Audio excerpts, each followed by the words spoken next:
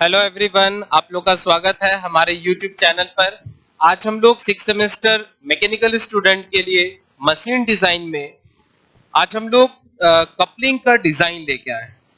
ये यूनिट 3 के अंदर आता है। यूनिट 3 में हम लोग को शाफ्ट का डिजाइन पढ़ना था, फिर की का पढ़ना था और फिर कपलिंग का पढ़ना था। कपलिंग में जो सबसे इंपॉर्टेंट डिजाइन होता है वो होता है फ्लेंज कपलिंग का डिजाइन। ठीक है, तो आज के लेक्चर में हम लोग जो है फ्लेंज कपलिंग का डिजाइन प्रोसीड्यूर पढ़ेंगे। ठीक है, आपको प्रीवियस लेक्चर में पढ़ाए थे कि फ्लेंज कपलिंग होता क्या है। एक बार और हम लोग उसको रिवीजन करते हैं और फिर देखते हैं, ध्यान देंगे। कहता है a flange coupling is mainly used to connect two shaft in the same line. Flange coupling का यूज वहां पर करते हैं जहां पर दो शाफ्ट एक दूसरे का पैरेलल होते हैं। हम एक फिगर भी बनाए जहां पर आपको दिखाने का कोशिश कर रहे हैं। ठीक है, एक अरेंजमेंट जो फाइनल असेंबल कर दिया गया और ये जो डिसअसेंबल किया हुआ पार्ट है। तो क्या कह रहा है कि एक शाफ्ट है, दूसरे शाफ्ट, ये शाफ्ट है आपके पास, तो ये शाफ्ट को ये पूरा ये कपलिंग, यही फ्लेंज कपलिंग है। तो फ्लेंज कपलिंग का ये जो पार्ट होता है इसको हब कहते हैं। तो एक शाफ्ट हम इसके अंदर डाल दिए, तो सबसे पहला की को इसके अंदर फिट किए, हाफ पोर्शन कहां चला जाएगा, तो ये हब के कीवे में चला जाएगा, इसके अंदर चला गया। नेक्स्ट ये जो शाफ्ट है ये देखिए यहां पर अरेंज कर दिए और दोनों को एक दूसरे से मिला देंगे।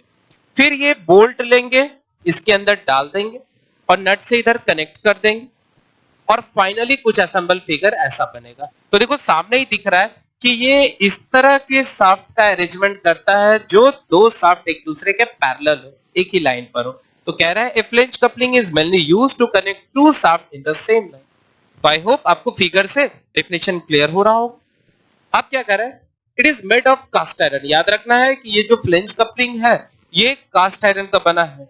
हर मटेरियल को आपको पता होना चाहिए कि कौन कौन से मटेरियल। शाफ्ट माइल्ड स्टील से बना हुआ रहेगा, की स्टील माइल्ड स्टील का बना हुआ रहेगा, नट बोल्ट माइल्ड स्टील का बना रहेगा, पर ये जो फ्लेंज है ये कास्ट आयरन। तो एकदम याद रखेंगे क्योंकि डिजाइनिंग में आपको हेल्पफुल होगा। ठीक है, तो क्या कर रहा है, it is made of cast iron and having two separate part. और दो अलग अलग पार्ट होता है, एक को कहते हैं लेफ्ट फ्लेंज और एक को कहते हैं राइट फ्लेंज कपलिंग। क्लियर है, याद रखना इस तरह के कपलिंग का यूज हम लोग वहां पर करते हैं जहां पर हमको ज्यादा पावर का ट्रांसमिशन करना रहता है। आई होप आपको ये पूरा समझ में आ रहा होगा। अभी एक छोटा सा वीडियो क्लिप भी आपको दिखा देता हूं, वहां से भी आप अपने आप को समझ सकते हैं। ठीक है, Protected type flange coupling. This coupling is a commonly and widely used coupling. It has two flanges. Observe the protective web projecting from the outer periphery of the flange. One of the flanges has a small cylindrical projection called the spigot, and another flange has a corresponding recess to accommodate it. The flanges are so assembled as to have the spigot located in the recess and give a perfect alignment. The shafts are fitted to the flanges using taper sound keys.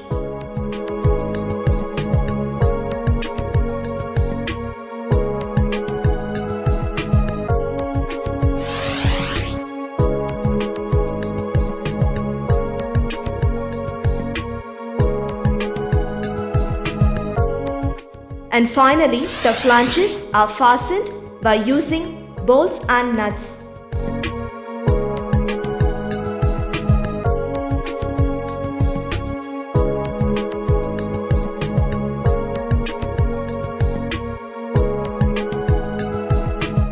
चलिए अब हम लोग क्या करेंगे, यहां से design procedure start करते हैं। तो इसमें दो तीन चीज आपको याद रखना है कि डायमेंशन आप किसको किसको क्या माने। तो शाफ्ट के डायमीटर को हम डी कहेंगे, इसको ध्यान देंगे बाबू। ठीक है, और हम सारा डायमेंशन उसी तरह लिए जैसे आपके बुक में, आपके डिजाइन डेटा हैंड बुक में दिया गया। तो यहां पर आपको डी है डायमीटर ऑफ शाफ्ट। दूसरा ये हब है, इसको हब कहते हैं, तो इसके डायमीटर को हम लोग कैपिटल डी कहते हैं। और ये हब का इनर डायमीटर है इसलिए D1 या DI कह दिए। ठीक है, और ये हब का आउटर डाया है। फिर ये फ्लेंज का आउटर डाया को D2 कह दिए। और जहां नट बोल्ट कसते हैं वहां से एक इमेजिनरी सर्कल बनाते हैं, ऐसे को पिच सर्कल कहते हैं, और वो सर्कल का डायमीटर को d1 कह रहे हैं। ये जो आपको मोटाई है, ठीक है, इसको हम लोग कहते हैं थिकनेस ऑफ फ्लेंज, ये फ्लेंज है। और अगर कुछ पोर्शन बाहर निकला हुआ है तो उसको कहते हैं थिकनेस ऑफ प्रोटेक्टेड पोर्शन। याद रखना है कि जहां पर पावर का ट्रांसमिशन ज्यादा होता है वहां सेफ्टी भी रखना बहुत जरूरी रहता है। तो हम लोग क्या करते हैं, फ्लेंज, ये जो आपका फ्लेंज है इसमें कुछ पोर्शन आगे की ओर निकाल देते हैं।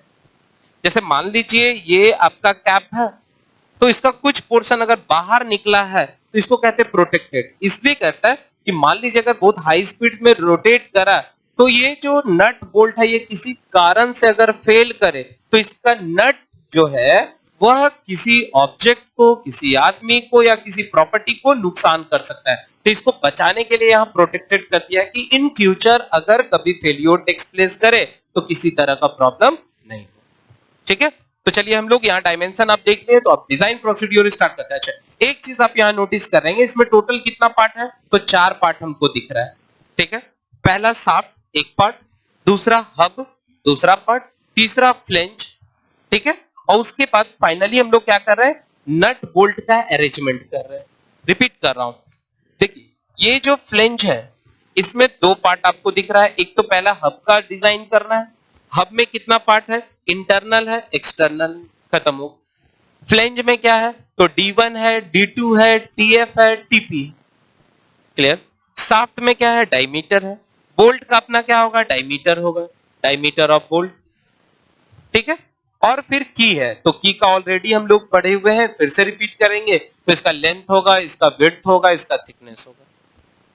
ओके, तो सबसे पहला हम लोग क्या करेंगे, डायमीटर ऑफ शाफ्ट निकालेंगे। तो सबसे पहला स्टेप में, स्टेप नंबर 1 में, तो आप इसमें क्या डिजाइन प्रोसीड्यूर करना चाह रहे हैं, तो आप यहां पर लिख देंगे डिजाइन ऑफ हब। हब का डिजाइन करना है, ठीक है। इसको रोमन नंबर 1 में डाल देंगे। अब इसमें हम लोग सबसे पहला काम करेंगे स्टेप नंबर 1, ठीक है। Calculate the diameter of shaft. हम लोग सबसे पहला काम करेंगे कि शाफ्ट के डायमीटर को निकालेंगे।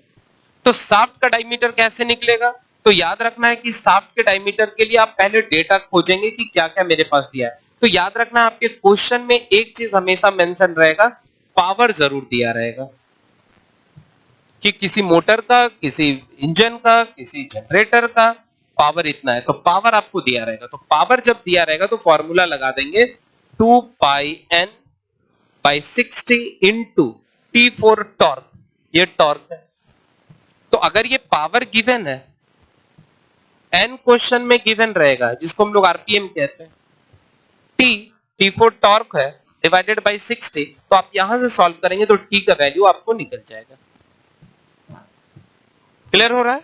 अब आपको याद रखना है कि जो शाफ्ट है वो किस मटेरियल का बना है, तो शाफ्ट आपका जो है वह माइल्ड स्टील का बना होगा, ठीक है। तो अब हम लोग क्या करेंगे, यहां से टॉर्क निकाल दिए। अब स्टेप नंबर 2 में जाएंगे, स्टेप नंबर 2 में जाएंगे और इसका 1 में जाएंगे, स्टेप 2 का A। यहां से हम लोग क्या करेंगे, एक काम करेंगे, ये वाला आप चेंज कर देंगे और यहां पर आप पहला लिख देंगे calculate the torque, calculate the torque transmitted, ठीक है। तो ये पहला काम कर देंगे, ठीक है। चलिए स्टेप नंबर 2 का ए में क्या करेंगे, कैलकुलेट द, आप लोग साथ में कॉपी पेन लेके बैठिए और साथ ही साथ लेक्चर सुन रहे हैं और इसको अच्छे से नोट करते जाइए। तो calculate the diameter of shaft, calculate the diameter of shaft. तो याद रखना है जब भी डायमीटर ऑफ शाफ्ट आपको निकालना है तो आपको 2 इंपॉर्टेंट प्रॉपर्टीज ध्यान में रखना होगा। एक तो पहला कि स्ट्रेंथ क्राइटेरिया और दूसरा क्या है, रिजिडिटी क्राइटेरिया। तो 2 चीज आपको सबसे इंपॉर्टेंट याद रखना है कि स्ट्रेंथ क्राइटेरिया और रिजिडिटी क्राइटेरिया। तो हम यहां से ऊपर चलते हैं। ओके, अब हम लोग क्या करेंगे, डायमीटर निकालना चाहेंगे। तो डायमीटर निकालने के लिए सबसे पहला आप किसका यूज करेंगे, तो आप स्ट्रेंथ क्राइटेरिया यूज करेंगे। और स्ट्रेंथ क्राइटेरिया यूज करने के लिए कौन सा रिलेशन लगाएंगे, तो टॉर्सनल। तो यहां से हम लोग आते हैं कहां, तो फ्रॉम टॉर्सनल इक्वेशन, ठीक है। और यहां पर आप लिख देंगे इसमें फ्रॉम स्ट्रेंथ क्राइटेरिया, ठीक है। चलिए, तो फ्रॉम टॉर्सनल इक्वेशन से हम लोग चलते हैं, तो T by J is equal to tau बटे R is equal to G theta बटे एल। याद होगा मॉस में आप लोग पढ़े हैं, नहीं पढ़े तो अभी रट लीजिए कि ये टॉर्सनल फॉर्मूला होता है। तो T यहां पर टॉर्क है, ऑलरेडी स्टेप नंबर 1 में निकला हुआ है, ठीक है। और ये दोनों का यूज करेंगे, तो इसको लिख सकता हूं J बटे आर इंटू टाउ, और इसको अगर आप सॉल्व करेंगे तो T is equal to J का मतलब होता है पोलर मोमेंट ऑफ इनर्शिया, और इसका फॉर्मूला कितना है, तो पाई D का पावर 4 बटे 32, और R का मतलब होता है सेंटर से एक्सट्रीम फाइबर का दूरी, तो D बाई 2 और इंटू टाउ। और ये हमेशा क्वेश्चन में, ये शाफ्ट का है, ये हमेशा क्वेश्चन में क्या रहेगा, गिवन रहेगा। तो आपको ये मालूम है, तो इसको अगर आप सॉल्व करेंगे तो T बराबर यहां रिलेशन आप डायरेक्ट करने का कोई जरूरत नहीं है। इवन आपके डिजाइन डेटा हैंडबुक में ये डायरेक्ट फॉर्मूला लिखा हुआ है, और आप इसी रिलेशन का यूज करेंगे। शाफ्ट किस मटेरियल से है, तो स्टील से बना हुआ है, माइल्ड स्टील से, क्लियर है। तो जो शाफ्ट का मटेरियल होगा वही नट के लिए भी होगा, और वही आपका जो है की के लिए भी होगा।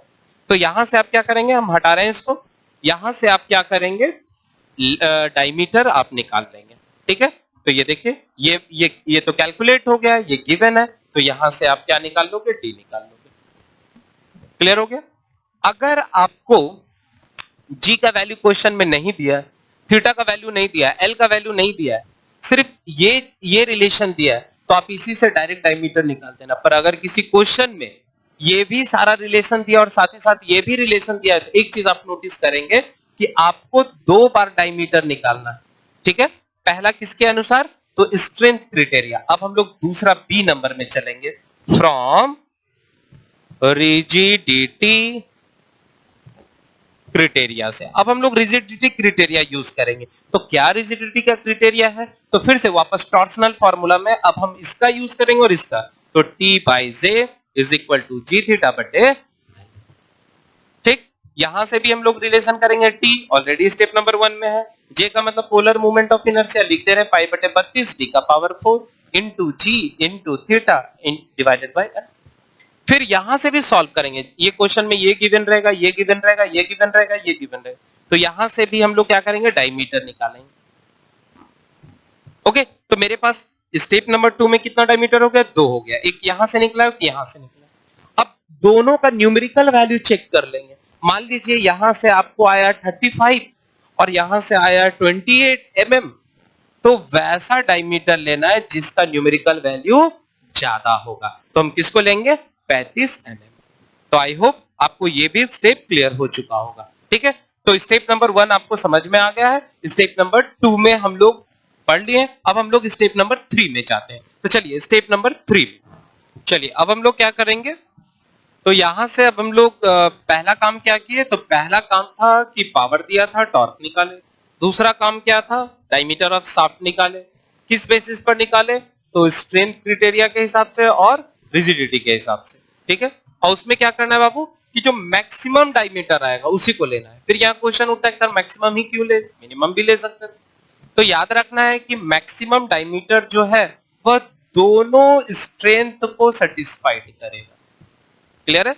मान लीजिए अगर आप पतला शाफ्ट ले लिए तो हो सकता है कि एक को सेटिस्फाइड करे पर दूसरा में वो ट्विस्ट हो जाए, तो उससे बेटर है कि आप ज्यादा डायमीटर का लेंगे और मटेरियल ज्यादा रहेगा तो स्ट्रेंथ भी क्या होगा, ज्यादा होगा, ठीक है। चलिए अब आगे बढ़ते हैं। अब नेक्स्ट क्या करेंगे, calculate the inside diameter of hub. ये हब है और ये हब का हमको क्या करना है, इनसाइड डायमीटर निकालना है। तो अब देखिएगा यहाँ फिगर में आपको दिख रहा है कि ये जो पोर्शन है, ये वाला यहां से यहां तक का ये इनसाइड डायमीटर है, और इसी में तो शाफ्ट जा रहा है अंदर, तो शाफ्ट का जो डायमीटर होगा वही तो हब का इनसाइड डायमीटर होगा। तो हम लोग रिलेशन क्या कर लेंगे, inside diameter of hub is equal to diameter of shaft, ठीक है। चलिए अब नेक्स्ट क्या करेंगे, आउटसाइड ऑफ डायमीटर। तो आउटसाइड, तो calculate the outside diameter of the hub. तो ये डायरेक्ट इंपेरिकल रिलेशन लगाएंगे, क्या लगाएंगे, तो D is equal to 2D। D already step number 2 में निकला है, उसको 2 गुना कर देंगे तो क्या निकल जाएगा, आउटसाइड ऑफ द हब। अच्छा एक चीज और याद रखेंगे, कि आप अपने डिजाइन डेटा हैंडबुक में चले जाएंगे, कैटसन पब्लिकेशन वाले में, अरुण कुमार में, उसमें पेज नंबर 47 में आप चले जाएंगे। जब पेज नंबर 47 में जाएंगे तो देखिएगा आपको टेबल में सीरियल नंबर 1 में ये रिलेशन फिर दिया हुआ है, वहां से भी कॉपी कर सकते हैं। ठीक है, चलिए नेक्स्ट क्या करेंगे, calculate the length of the hub. ये लेंथ कितना है, ये लेंथ कितना है, तो लेंथ ऑफ द हब कितना हो जाएगा, तो 1.5 टाइम्स ऑफ डायमीटर ऑफ सब। ये भी आपको कहां मिल जाएगा, तो पेज नंबर 47 सीरियल नंबर 2 में आपको मिल जाएगा। आप अपना देख लीजिए कॉपी डिजाइन डेटा हैंडबुक पलट के, वहां से आपको ये भी मिल जाएगा। अब हम लोग क्या करते हैं, लास्ट सेक्शन आ जाते हैं, step number 6, check the induce shear stress in the hub. अब मान लीजिए ये सारा असेंबल हो गया, ये रोटेट कर रहा है, ठीक है, और अगर किसी तरह का प्रॉब्लम हुआ तो फेलियर कर सकता है, कहीं भी फेलियर टेक्स प्लेस कर रहा है। तो चूंकि अभी हब के बारे में हम पढ़ रहे हैं, तो फेलियर हम किसका सिर्फ पढ़ेंगे, सिर्फ हब का पढ़ेंगे और किसी का नहीं पढ़ेंगे। ठीक है, तो अगर फेलियर किया तो यहाँ ये पार्ट देखिए शियर हो रहा है। जैसे मान लीजिए हम यहाँ अपने हाथ में एक कड़ा पहने रहते और उसको शेयर करना था, तो ऐसे ऐसे करके घुमाते तो वहां से ये पार्ट बाहर निकल जाता है। तो ये वाला पार्ट पूरा बाहर निकल रहा है, ध्यान दीजिएगा, इसके अंदर ये वाला जो पार्ट है ये बाहर निकल रहा है। इट मींस कुछ ऐसा, ये पोर्शन बाहर निकलेगा अगर शेयर ऑफ हुआ। हो सकता है शाफ्ट बहुत मजबूत हो, फ्लेंज का ये वाला पार्ट बहुत मजबूत हो, हब वीक हो, तो यहां से शेयर ऑफ हो सकता है। तो उसके लिए क्या करेंगे, तो उसके लिए हम लोग अप्लाइंग द रिलेशन, हम लोग एक रिलेशन लगाएंगे। ठीक है, तो क्या रिलेशन लगाएंगे, तो ऊपर चलिए बोर्ड पर देखते हैं। यहां से हम लोग टॉर्सनल इक्वेशन का फिर यूज करेंगे। क्या यूज करेंगे, टॉर्सनल इक्वेशन, कौन सा, तो T by J is equal to tau बटे आर। ठीक है, किसके बारे में, हब के बारे में, हब के बारे में। हब किस मटेरियल का बना है, तो सीआई का बना है, कास्ट आयरन का बना है। तो कास्ट आयरन का जो स्ट्रेस है वही लेना है। तो यहां से आप कह सकते हैं कि टी इज इक्वल टू, जे का मतलब पोलर मोमेंट ऑफ इनर्शिया, तो यहां लिख दिए पाई बटे 32। याद रखना है इस तरह से ये पोर्शन आपको शेयर ऑफ हो रहा है, तो ये तो एक्सटर्नल डायमीटर डी है, तो लिख देंगे डी का power 4 minus internal diameter D I है, इसके बराबर है डायमीटर ऑफ शाफ्ट। ठीक है, तो ये टी यहां रहने दिए, जे यहां चला गया है, टाउ हब का है, किसका बना है, कास्ट आयरन का बना है, क्वेश्चन से देख लेंगे क्योंकि ये तो गिवन रहेगा, और डिवाइडेड बाय आर। आर का मतलब हो गया सेंटर से एक्सट्रीम दूरी को आर कहते हैं, तो टी बाई 2। जब आप इसको सॉल्व करेंगे तो आपको ये जो रिलेशन आएगा वो आएगा पाई बटे 16, पाई बाई 16 डी का पावर 4 माइनस डी का पावर 4 डिवाइडेड बाई डी, और यहां से आ जाएगा टाउ हब। और इसको क्या करना है, बस एक चीज याद रखना है, कैलकुलेट कर लेना है, गिवन नहीं करना, कैलकुलेट कर लेना। अच्छा, ये तो स्टेप नंबर 1 से निकला है, डी ऑलरेडी ये भी निकल चुका है, ये भी निकल चुका है। यहां से आप क्या करेंगे, आप टाउ कैलकुलेट कर लेंगे, किसके लिए, हब के लिए। क्वेश्चन में क्या दिया है, तो टाउ हब का गिवन है, तो अगर if tau calculated is less then tau given, अगर मान लीजिए आ जाता है, तब हम कहेंगे देन आवर डायमेंशन, जो डायमेंशन हम निकाले हैं, आर इन सेफ कंडीशन। तो मेरा जो डायमेंशन है वो क्या रहेगा बाबू, सेफ कंडीशन में। एक चीज और याद रखेंगे, अगर ये प्रोसेस आपको याद नहीं हुआ कोई प्रॉब्लम नहीं है, आप अपने डिजाइन डेटा हैंडबुक में चले जाएंगे, पेज नंबर 46 में चले जाइए, और सीरियल नंबर आप आ जाएंगे 3rd पे। ठीक है, सीरियल नंबर आप 3rd में आ जाइए, देखिए पेज नंबर 46 में जाइए, सीरियल नंबर 3rd में देखिए ये रिलेशन आपको डायरेक्ट दिया है, आप वहां से कॉपी कर लो। ठीक है, तो आई थिंक हब का आपको जितना सारा डिजाइन प्रोसीड्यूर है वो समझ में आ गया होगा। चलिए, तो अब हम लोग आगे बढ़ते हैं। चलिए, अब हम लोग क्या करेंगे, स्टेप आगे बढ़ते हैं और हम लोग आ जाते हैं, अब चूंकि का पूरा डिजाइन हो चुका है, तो अब हम लोग किसका डिजाइन करेंगे, डिजाइन ऑफ की। ठीक है, डिजाइन ऑफ की, तो की मेरे पास ये है, ओके, सिंपल समझिए, आपके पास की ऐसा है, ये हो, ये इसका लेंथ है कैपिटल एल मान लिया, ये इसका विड्थ है और ये इसका थिकनेस। तो इसमें 3 पार्ट आपको दिख रहा है कि इसका डिजाइन करना है, इसका करना है, इसका मतलब डायमेंशन निकालना। तो हम लोग क्या करेंगे, calculate width and thickness of की फ्रॉम द टेबल। याद रखना है कि आपका जो डायमीटर ऑफ शाफ्ट आया है, मान लीजिए आपका डायमीटर आया है 32 mm, तो क्या करना है, डायरेक्ट डिजाइन डेटा हैंडबुक में जाना है। कहां जाना है, तो की के डिजाइनिंग में। ओके, जैसे मान लीजिए आप अगर अरुण कुमार यूज कर रहे हैं, तो अरुण कुमार के पेज नंबर 42 में चले जाइए, वहां पर की का डिजाइन प्रोसीड्यूर है। अगर उसी तरह आप महादेवन रेड्डी यूज कर रहे हैं, तो महादेवन रेड्डी के की में चले जाइए, या अगर अब्दुल्ला शरीफ यूज कर रहे हैं, तो अब्दुल्ला शरीफ के की में डिजाइन में चले जाइए। वहां सारा स्टेप आपको टेबल में बना हुआ होगा। ठीक है, तो आप क्या करोगे, स्टेप नंबर 7 में डायरेक्ट लिख देना कि calculate width and thickness from the design data handbook, जो भी नाम होगा वो लिख देंगे। ठीक है, आप हम लोग जो यूज कर रहे हैं वो कैटसन पब्लिकेशन का अरुण कुमार यूज कर रहे हैं, तो हम लोग पेज नंबर 52 में चले गए। 52 में गए, डायमीटर कितना बोले, 32, मान लेते हैं 32 है। 32 के कॉरेस्पॉन्डिंग में आप देखेंगे कि की का विड्थ, की का थिकनेस दिया है, वहां से कॉपी करके नोट कर लेंगे, निकल गया।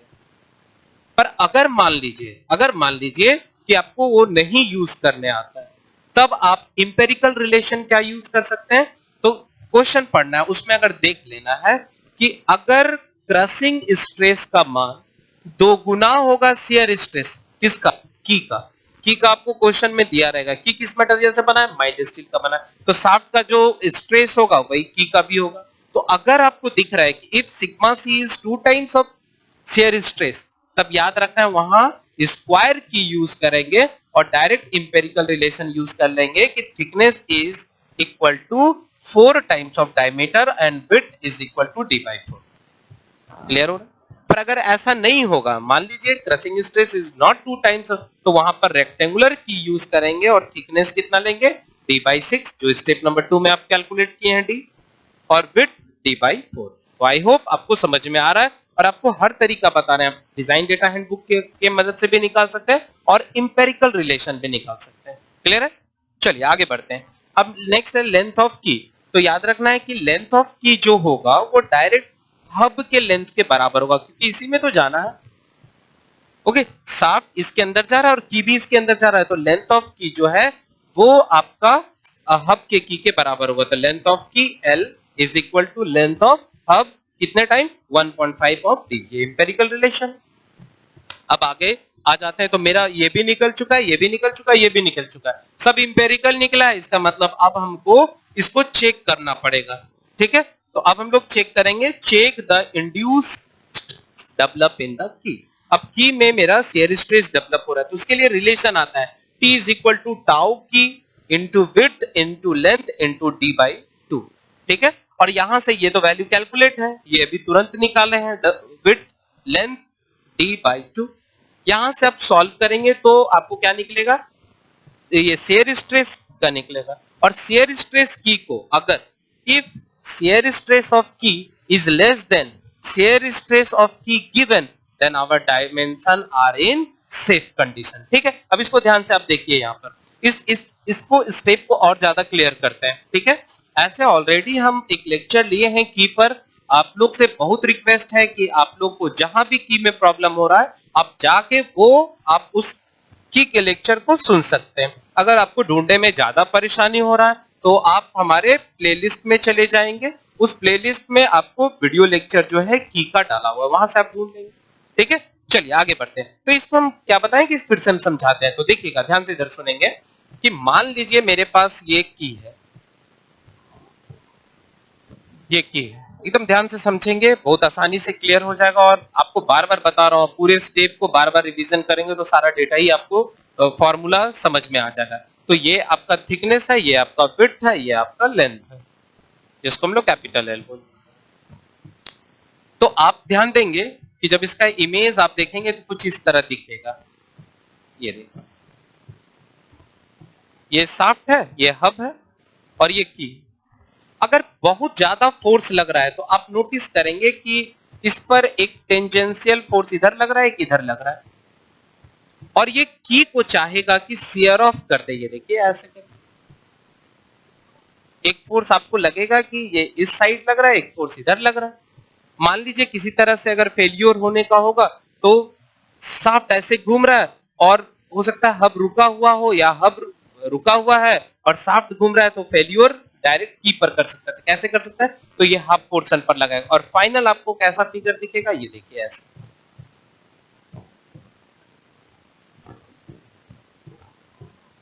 सीन डिजाइन में सबसे इंपॉर्टेंट क्या होता है, इसका कंसेप्ट अगर आपके दिमाग में बैठ गया है कि कैसे ये फेल्योर करेगा, कहां का पार्ट कर रहा है, तो आप